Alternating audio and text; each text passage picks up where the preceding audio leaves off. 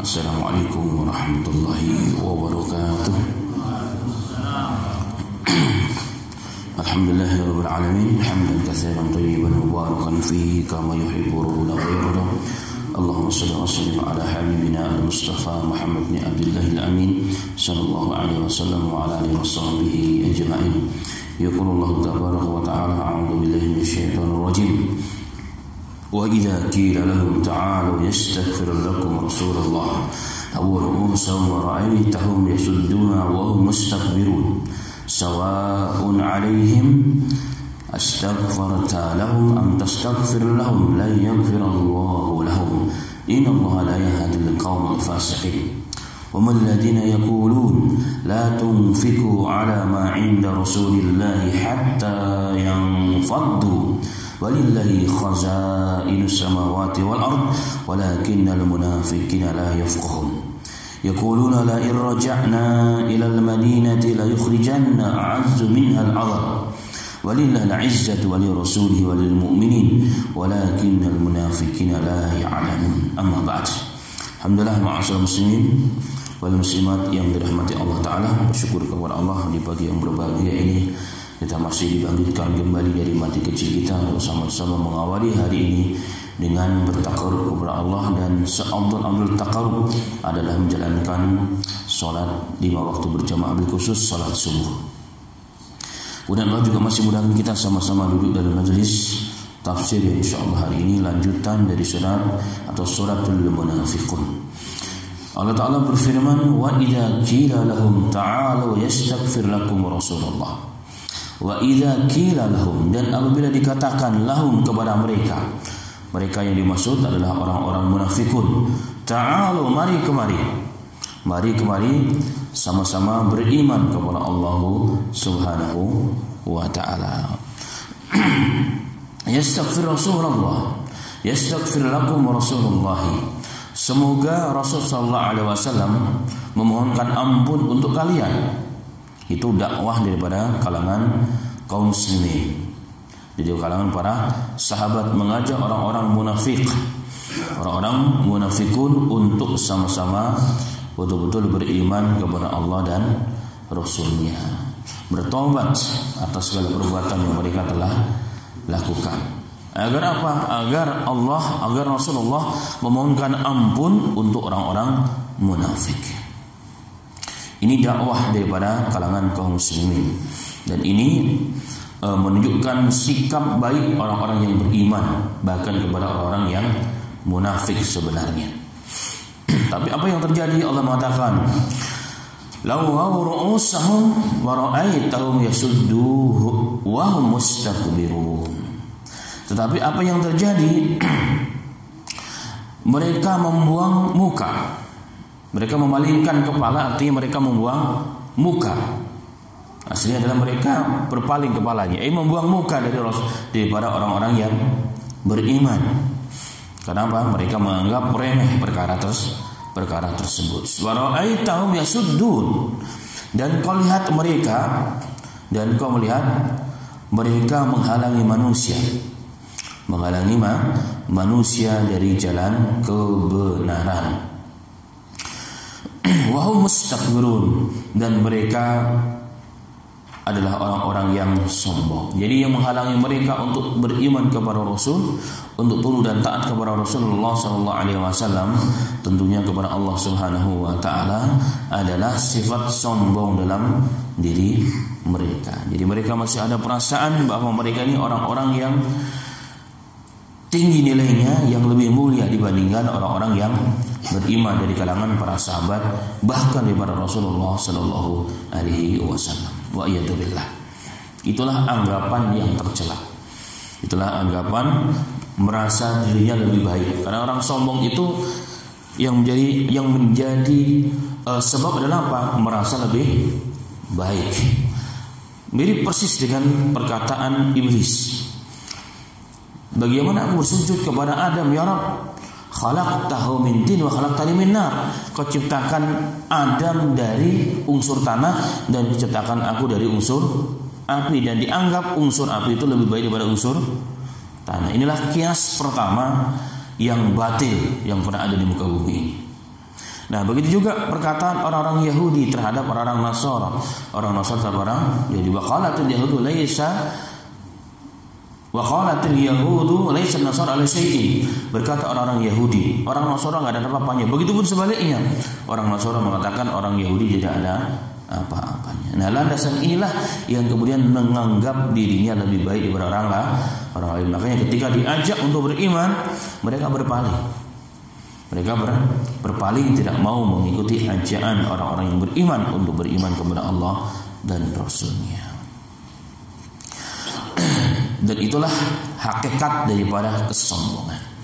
Maka seorang sahabat pernah bertanya kepada Rasulullah SAW setelah Rasulullah mengatakan bahwa bahaya daripada sombong itu, kibir itu, walaupun ada dalam diri hati seorang manusia sebesar biji zarrah, partikel yang paling kecil di muka bumi ini, jika ada dalam diri manusia, maka ianya akan diharamkan masuk ke dalam surga. Para sahabat mengatakan, ya Rasulullah, tidak ada di antara kami kecuali yuhibbu, dia mencintai pakainya bagus, segalanya bagus. Maka Rasulullah mengatakan, sesungguhnya Allah itu jamilun yuhibbul jamal. Allah itu zat yang maha indah, maka Allah Ta'ala pun menyukai perkara-perkara yang indah. Tetapi sombong itu sesungguhnya adalah merendahkan orang lain dan menolak kebenaran. Itulah hakikat daripada kesombongan. Menolak kebenaran, tidak mau diajak kepada kebenaran. Itulah sifat ciri khas karakter orang-orang munafiqun. Kemudian Allah mengatakan sawa'un alaihim astaghfarta lahum am lam tastaghfir lahum la yaghfirullahu lahum. Sama saja bagi mereka, kamu memintakan ampun atau tidak kamu mintakan ampun bagi mereka. Itu Allah menegur kaum muslimin dan menegur Rasulullah sallallahu alaihi wasallam. La yaghfirullahu lahum. Allah tidak akan mengampuni mereka. Allah tidak akan mengampuni mereka. Kalau lan itu sedang dalam ilmu Arab, dalam ilmu bahasa Arab, lan itu artinya tidak akan pernah selama-lamanya. Jadi la yaghfirullahu lahum artinya, ya Muhammad, kau mintakan ampun untuk mereka ataupun tidak, la yaghfirullahu lahum, Allah tidak akan pernah sekali-kali mengampuni mereka. Kenapa? Karena mereka sudah masuk kepada sifat yang sangat dibenci oleh Allah Subhanahu wa taala, yaitu apa? Sifat kemunafikan. Bahkan di sini masuk pada munafik kubra jatuhnya. Innallaha la yahdil qaumal fasiqin. Bukan hanya tidak diampuni dosanya oleh Allah, dan Allah pun tidak akan pernah memberikan petunjuk kepada kaum yang fasik. Kaum yang fasik artinya apa? Kadang-kadang dia mengaku muslim, tetapi masih melakukan dosa-dosa besar, masih melakukan perkara-perkara yang besar yang dilarang oleh Allah Subhanahu wa taala. Maka pelaku dosa besar disebut dengan fasik, dan Allah tidak akan memberikan petunjuk kepada mereka. Dan inilah sebab yang dimaksud oleh ulama, sesungguhnya satu di antara penghalang hidayah datang kepada seorang muslim itu, atau datang kepada seorang manusia itu adalah apa? Adanya dosa-dosa yang mereka lakukan. Apalagi jika dosa tersebut adalah dosa kemunafikan, maka dosa itulah menghalangi hidayah masuk ke dalam diri mereka. Wa iyadzubillah.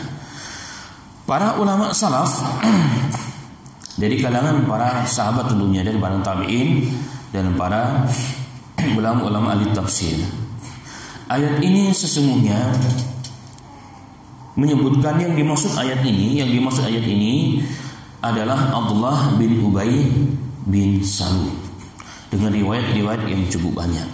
Kenapa demikian? Karena ia adalah pembesar, tokoh pimpinan orang-orang munafikun di Madinah. Dan yang menyebabkan dia menjadi orang munafik adalah bahwa menjelang Nabi Muhammad SAW hijrah dan kaum muslimin hijrah dari Mekah ke Madinah, sesungguhnya Abdullah bin Ubay bin Salul adalah salah satu tokoh yang ditokohkan, calon pemimpin Al-Madinah, dan sudah pengaruhnya sudah luar biasa. Tetapi qadarullahu ma syaa, Allah telah menentukan sebelum dia diangkat, dinobatkan menjadi pemimpin Al-Madinah, maka ternyata kaum muslimin bil khusus Nabi Muhammad sallallahu alaihi wasallam meninggalkan Mekah dan sampai ke ke Madinah. Maka seluruh pandangan dan hati manusia Ahlul Madinah semua beralih dari Abdullah bin Ubay bin Salul kepada Nabi Muhammad sallallahu alaihi wasallam. Sehingga Abdullah bin Ubay ditinggalkan secara mutlak. Semua hati kaum muslimin dan hati Ahlul Madinah cenderung dan menjadikan Nabi Muhammad sebagai pemimpin mereka. Dan inilah yang menyebabkan sakit hati Abdullah bin Ubay bin Salul. Tapi dia terpaksa tidak bisa melawan Nabi Muhammad dan kaum muslimin. Karena selain pengaruh Nabi Muhammad semakin kuat dan pengaruh semakin lemah, dia juga tidak punya kekuatan apapun menghadapi Nabi Muhammad sallallahu alaihi wasallam. Maka menyebabkan dirinya terpaksa harus pura-pura masuk Islam. Maka dia menjadi duri dalam daging kaum muslimin, menjadi musuh dalam selimut, menggombosi umat Islam dari dalam. Itulah Abdullah bin Ubay bin Salul. Dan begitu jelas hal ini dilihat daripada kehidupan Nabi Muhammad SAW dalam sirah Nabawiyah. Dikisahkan ketika Rasulullah datang ke Madinah setelah perang Uhud, ketika Nabi Muhammad SAW ingin berkhutbah, ketika Nabi Muhammad SAW ingin berkhutbah pada hari Jumat, maka Abdullah bin Ubay bin Salul beliau mengambil kesempatan tersebut untuk berbicara kepada manusia. Bahkan secara dohir dengan perkataan yang lantang beliau menyampaikan tentang bagaimana kemuliaan Nabi Muhammad SAW, dan beliau tidak ingkar sama sekali dengan hal tersebut secara lahiriah. Bahkan dia mengatakan kepada orang-orang Ahlul Madinah bahwa di antara nikmat yang Allah berikan kepada kita adalah Allah mengutus Nabi Muhammad di antara kita. Maka Nabi Muhammad adalah pemimpin kita, patut dihormati. Ini pernyataan Abdullah bin Ubay yang sempat membuat terpikat perkataan tersebut kalangan kaum muslimin. Ini sepulangnya perang Uhud. Sebelum perang Uhud. Ini sebelum perang Uhud. Allah musta'an. Tapi apa yang terjadi pada saat perang Uhud, Abdullah bin Ubay bahkan membawa sepertiga pasukan berbelot meninggalkan kaum muslimin dan Rasulullah sallallahu alaihi wasallam dalam perang Uhud. Dan itu menjadi salah satu sebab yang menyebabkan lemahnya kaum muslimin dan menyebabkan kekalahan kaum muslimin, walaupun kemudian dimenangkan kembali oleh kaum muslimin.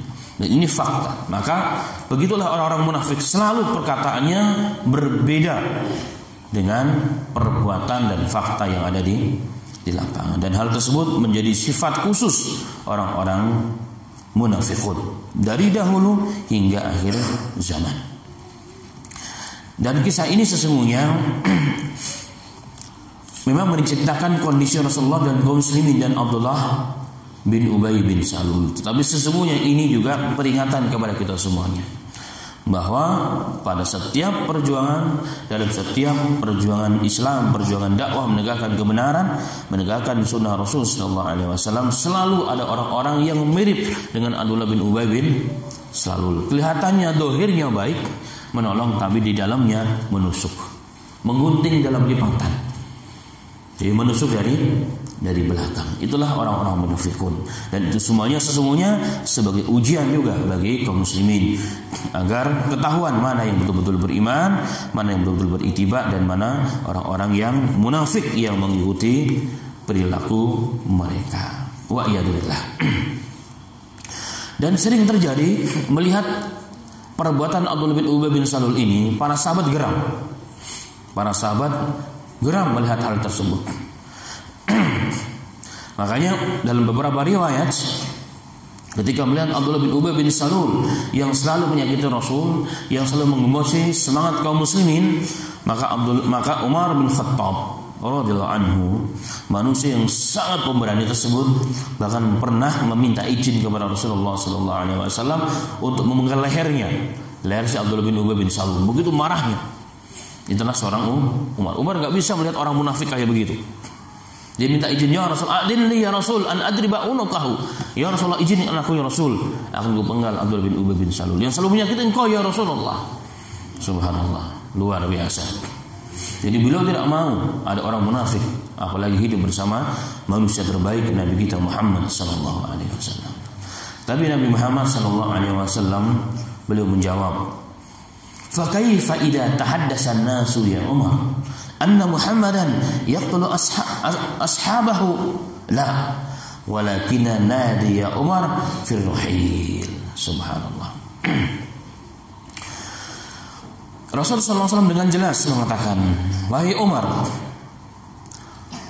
bagaimana jika kau lakukan, kau bunuh Abdullah bin Ubay bin Salul, lalu terdengar berita tersebut kepada masyarakat layak orang-orang Arab, mereka mengatakan, orang-orang yang belum masuk Islam, tuh lihat Muhammad membunuh teman-temannya. Ini Muhammad membunuh teman-temannya. Dan ini berita ini akan dipelintir, akan dipolitisir oleh orang-orang yang tidak suka dengan Islam. Sehingga apa? Menyebabkan orang tertutup dari pintu hidayah. Inilah kebijaksanaan Rasulullah SAW. Rasulullah tidak hanya melihat sesuatu itu hanya di depan mata, tapi jauh ke depan, efek-efek yang akan muncul setelah itu. Sallallahu alaihi wasallam. Maka dikatakan Rasulullah seorang politikus ulung sebenarnya. Beliau memikirkan sesuatu yang jauh, yang bahkan tidak terpikirkan oleh seorang sahabat pun. Sallallahu alaihi wasallam. Jadi hikmahnya adalah apa? Rasulullah tidak mau. Kenapa? Supaya tidak menyebabkan perbuatan pembunuhan terhadap Abdullah bin Ubay bin Salul itu menyebabkan dipelintir beritanya sehingga orang tidak mendapat hidayah. Dan ini mengisyaratkan kepada kita semuanya bahwa memang dalam dunia dakwah, dalam perjuangan kita harus pintar-pintar mengambil sikap agar sikap kita tidak menjadikan sebab tertutupnya pintu hidayah bagi orang-orang yang belum dapat hidayah. Kadang-kadang orang itu tidak melihat niat hati kita yang melakukan. Orang tidak pernah melihat hati Umar bin Khattab, tidak bisa dilihat itu. Karena memang Islam yang dilihat adalah zahirnya, sedangkan hakikat dalam diri kita adalah Allah yang Maha Tahu. Tapi manusia yang dilihat adalah zahirnya. Tuh Muhammad membunuh saudaranya, membunuh temannya.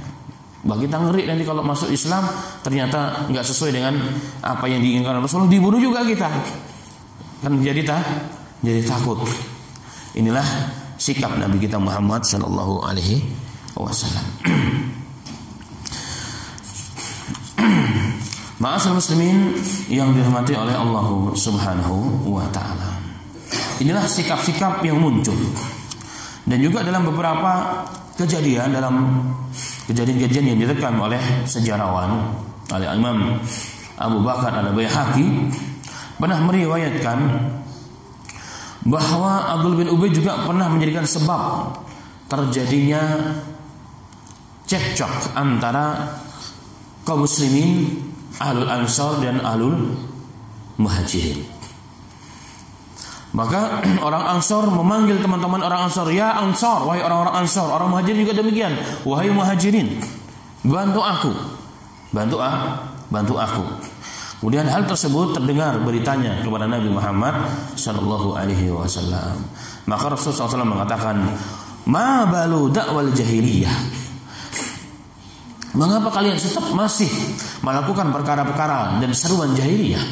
Memanggil orang Ansar, memanggil orang Muhajirin, tapi untuk tujuan apa? Untuk tujuan fanatik, menolong qabilah. Bayangkan kalimat Ansar, kalimat Muhajirin itu dalam Quran, dalam hadis itu ada. Dan selalu dalam sifat-sifat yang baik. Tapi dalam hadis ini, kalimat Ansar dan Muhajirin itu digunakan oleh dua orang sahabat untuk tujuan yang tidak baik. Itu apa? Menolong kefanatikan, menolong qabilahnya atas asas qabilah, atas asas teman bukan kebenaran.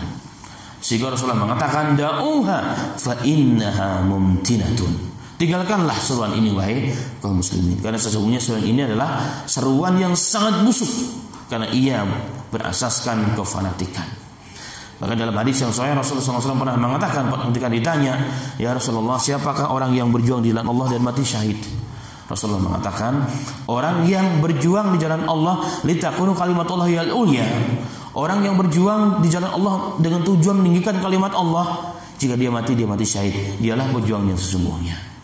Sedangkan orang yang berjuang untuk kaumnya, berjuang untuk negaranya saja, itu berjuang hanya berlandaskan kefanatikan. Jika dia mati, maka dia mati dalam kondisi mati jahiliyah.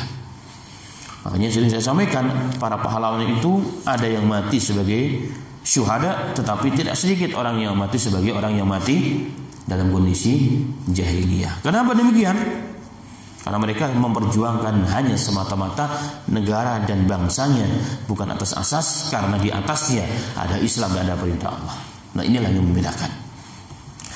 Baik. Nah, kembali kepada ayat. Allah mensifati orang-orang munafik setelah mereka berpaling dari Nabi Muhammad SAW, karena mereka merasa lebih mulia dan merasa mereka lebih hebat. Itulah orang-orang yang sombong. Sawa'un 'alaihim an tastaghfirta lahum am lam tastaghfir lahum la yaghfirullahu lahum.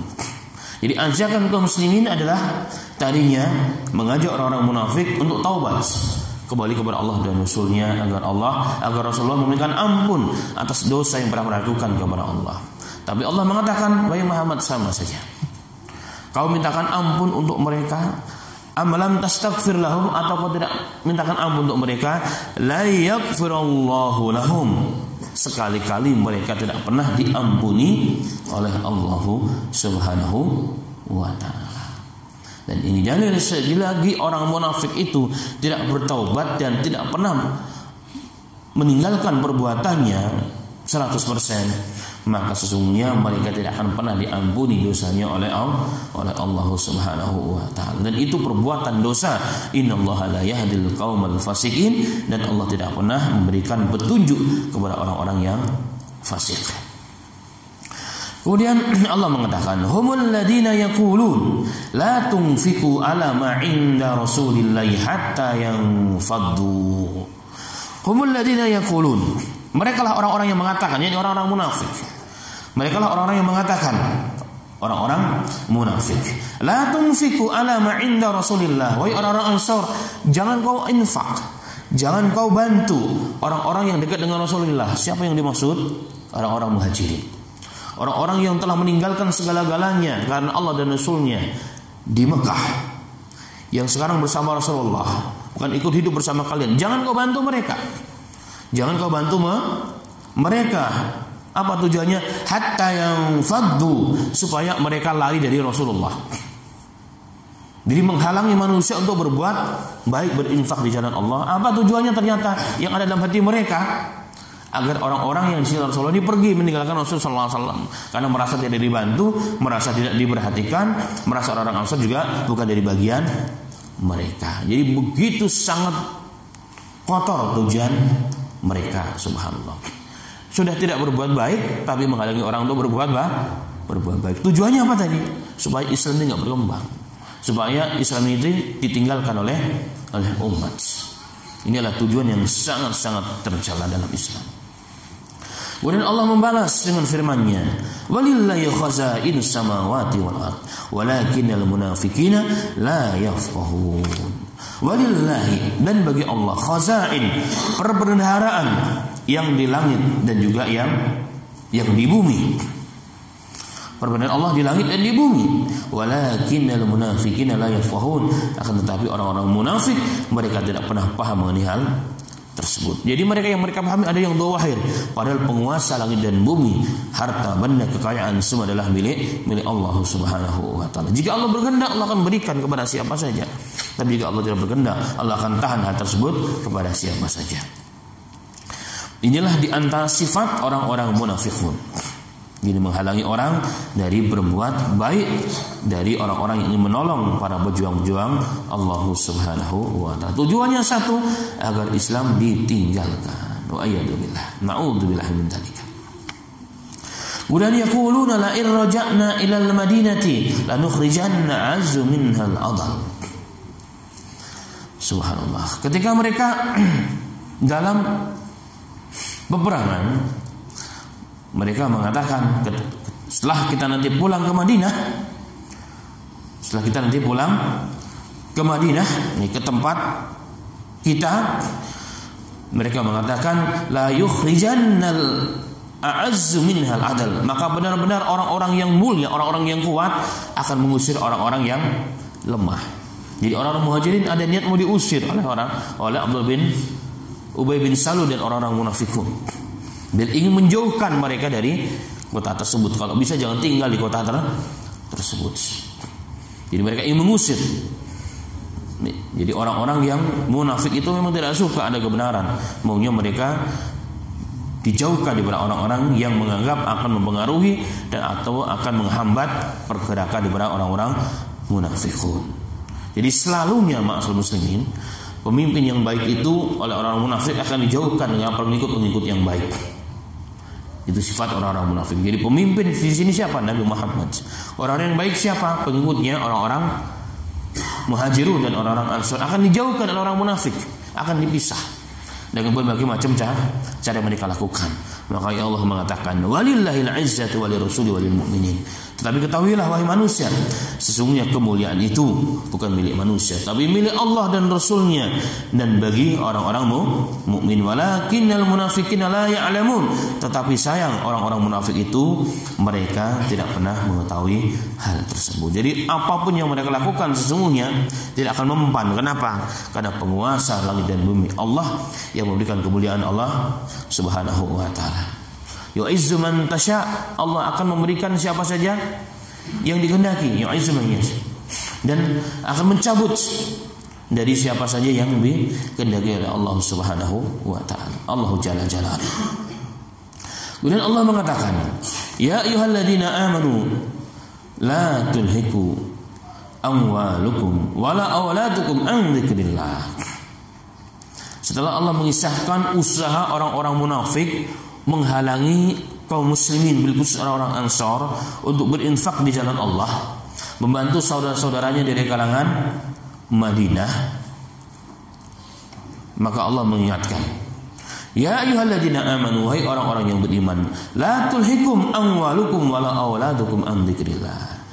Janganlah harta-hartamu dan anak-anakmu melalaikan kalian dari mengingat Allah Subhanahu wa taala.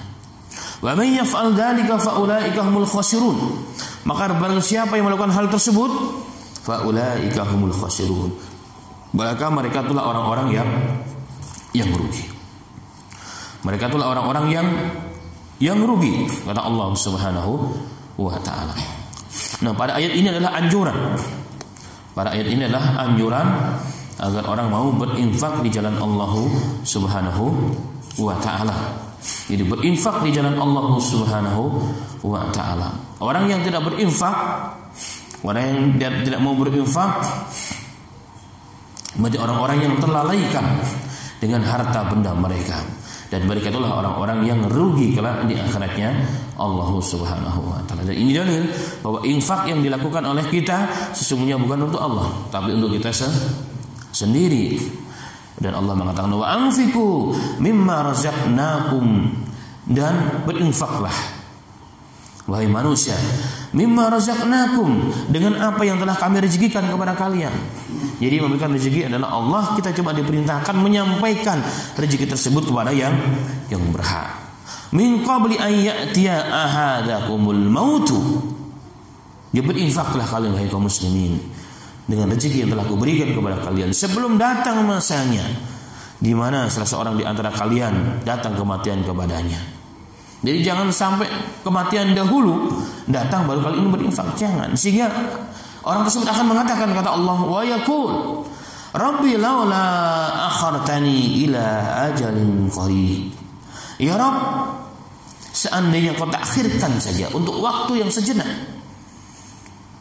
untuk waktu yang sejenak, fa asaddaqa wa akum minas sholihin, sehingga aku bersedekah dan aku akan menjadi orang-orang yang soleh. Ini gambaran Allah yang Allah terangkan kepada kita, dan itu fakta. Jadi orang-orang yang banyak harta yang tidak mau berinfak, pasti dia akan menyesal ketika datang kematiannya. Kenapa? Karena dia akan mengerti hakikat sesungguhnya. Saat itulah dia akan berandai-andai, ya Rabb, laula akhartani ila ajalin qarib.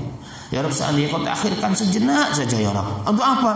Agar aku bersedekah, menginfakkan harta yang kumiliki ya Rabb. Wa akum minas sholihin, sehingga aku menjadi orang yang soleh. Inilah bekal yang akan kubawa menghadapmu ya Rabbal alamin. Tapi Allah mengatakan, wala yu'akhirallahu nafsan, wala yu'akhir, tidak akan pernah sekali-kali Allah mentakhirkan jiwa idza jaa ajaluha, jika telah datang waktu yang telah ditentukan ajalnya oleh Allah Ta'ala. Tidak akan pernah ditakhirkan walaupun 1 jam, walaupun 1 menit, bahkan 1 detik. Wallahu khabirum bima ta'malun, dan Allah adalah zat yang maha teliti dengan segala apa yang kalian lakukan. Ma'asyiral muslimin, pada ayat ini adalah pertama, perintah Allah kepada kita untuk berinfak di jalan Allah Subhanahu wa taala, dan jangan tertipu dengan harta dan anak-anak kita, sehingga kita akan menjadi orang yang rugi kelak di akhiratnya Allah Subhanahu wa taala. Itu yang pertama. Kemudian peringatan Allah Ta'ala adalah apa? Bahwa sesungguhnya rezeki yang kuberikan kepada kalian, kata Allah, itu rezekiku, maka infakkanlah di jalannya. Kalian itu hanya dititipi saja sesungguhnya. Jangan sampai datang kematian atau hampir kematian ada di hadapan seseorang, baru dia menyesal dan dia berandai-andai minta kepada Allah untuk diakhirkan, agar dia dapat berinfak dengan hartanya, supaya dia menjadi orang yang soleh sebagai bekal menghadap Allah Subhanahu wa ta'ala. Tapi yang ketiga, Allah mengatakan tidak ada bagi pentakhiran. Setiap manusia itu ada ajalnya. Likulli ummatin ajal. Setiap umat itu ada waktu batasan ajalnya.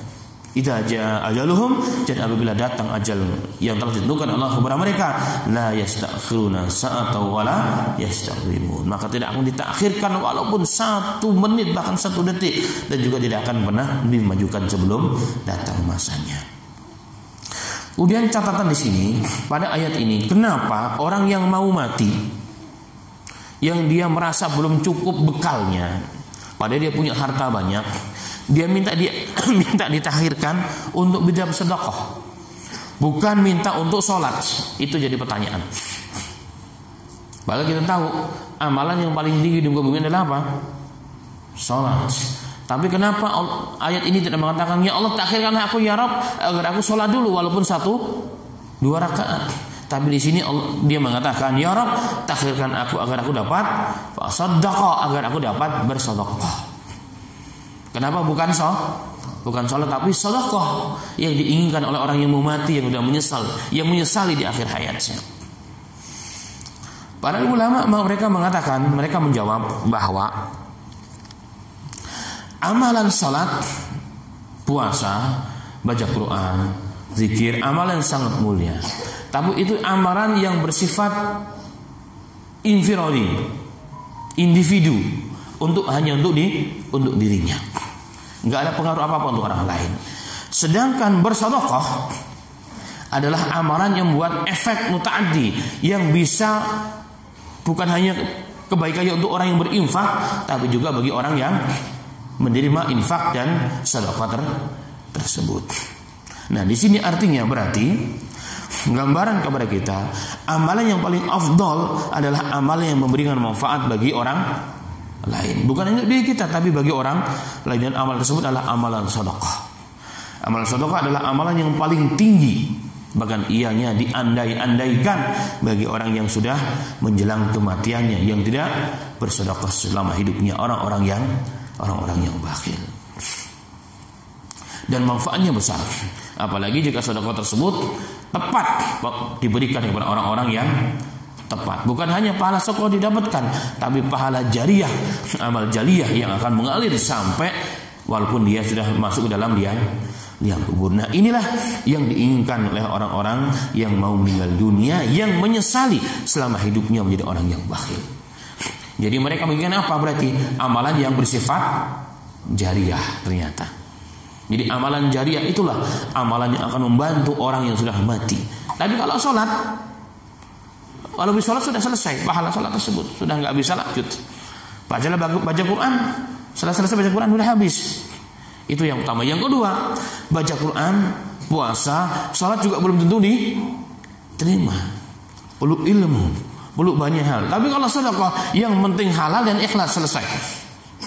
Dan diberikan kepada orang yang tepat, maka pahala terus akan mengalir terus. Maka betul adalah hadis yang sahih, Nabi Muhammad SAW mengatakan ada 7 amalan yang amalan tersebut jika dilakukan yulqihum ba'dal mautihi, akan menyusul amalan pahalanya tersebut setelah, walaupun orang tersebut telah meninggal dunia. Yaitu apa? Satu di antaranya adalah sedekah yang jariah, seperti menggali sumur, membuat jalan, mewariskan mushaf, membangun masjid dan seterusnya. Jadi ada 7 amalan dalam hadis Tirmidzi yang sahih dan juga riwayat yang lain. Dan ini mengisyaratkan kepada kita ma'asal muslimin, ternyata orang yang sudah mau mati faham betul pentingnya pahala yang jariah, sedekah yang mengalir terus walaupun dia telah mati. Dan inilah orang-orang yang hebat ma'asal muslimin. Dan mereka mengetahui hal tersebut. Semoga Allah berikan taufik kepada kita semuanya untuk menyiapkan amalan-amalan yang jariah, amalan-amalan yang walaupun kita sudah mati tapi amalan tersebut masih mengalir.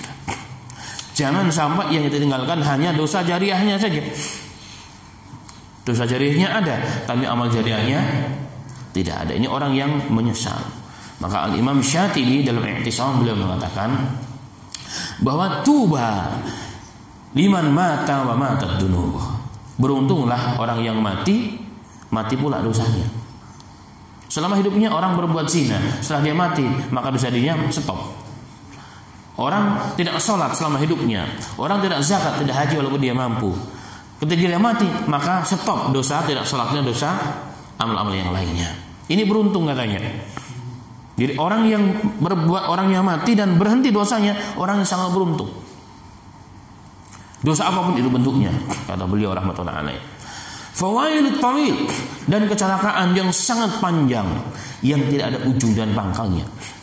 Yaitu apa? Orang yang mati fatabqa dunubuhu. Orang mati tapi masih tersisa apanya? Dosanya.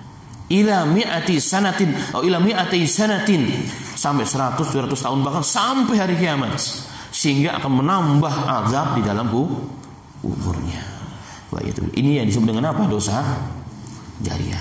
Dalam riwayat Muslim Rasulullah mengatakan, tidaklah seorang jiwa yang dibunuh dulman secara dolim kecuali salah satu dari anak Adam akan sampai dosanya kepadanya. Siapa dia? Qabil. Ketika dia berantem dengan saudaranya Habil, subhanallah, dibunuh saudaranya dengan cara yang dolim gara-gara wanita.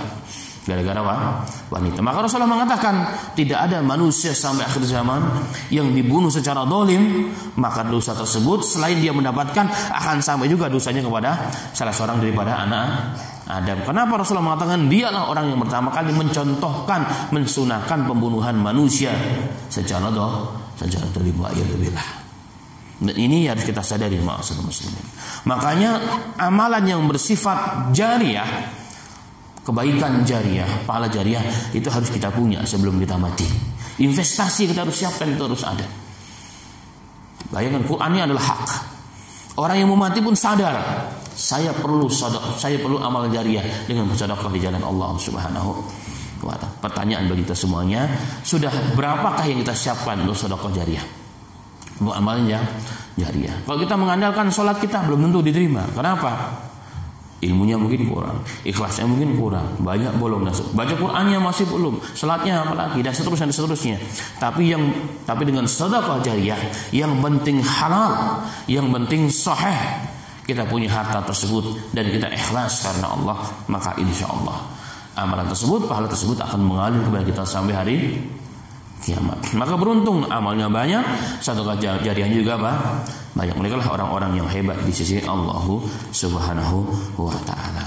Sebelum apa? Sebelum datang penyesalan, sebagaimana Allah terangkan pada ayat ini.